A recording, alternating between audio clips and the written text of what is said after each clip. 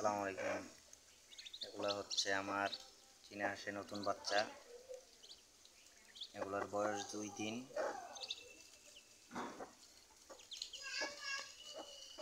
এই যে এদের বাচ্চা, এটা কিন্তু ডিম ফুটাইছে।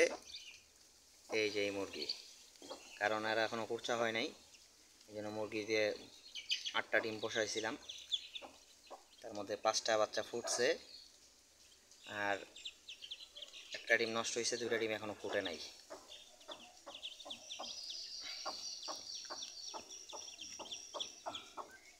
খুব কিউট বাচ্চাগুলো।